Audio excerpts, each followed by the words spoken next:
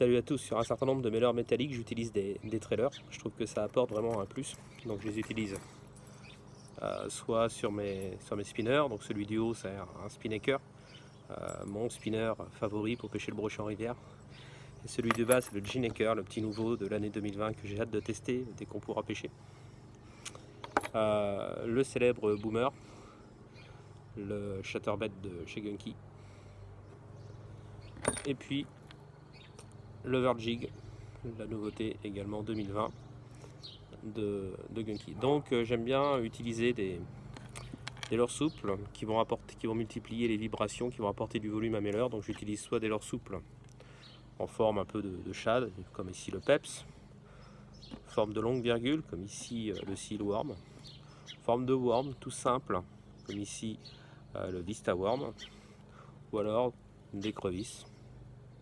Celle du haut, c'est la Huracro, celle du bas, c'est la Boogie Crow. Et voilà comment je les utilise.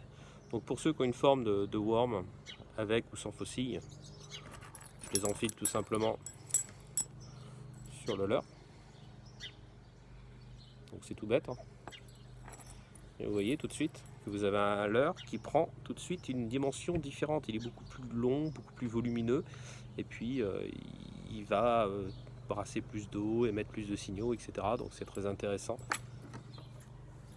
Avec la petite virgule, c'est sympa aussi. Voilà. Vous imaginez très bien l'effet que ça va faire dans l'eau. Alors les formes de chat sont également intéressantes. Donc soit vous pouvez l'enfiler. Donc là vous allez avoir un leurre qui va émettre beaucoup de signaux dans l'eau. Vous voyez, ça change tout. Vous pouvez également mettre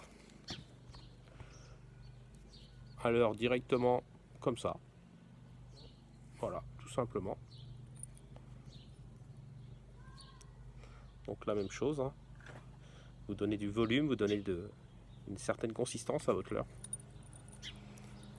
Même chose derrière l'Overjig. Donc n'hésitez pas, hein, pas la peine d'enfiler votre croc. Vous la piquez simplement comme ça, vous allez voir, ça nage du tonnerre dans l'eau.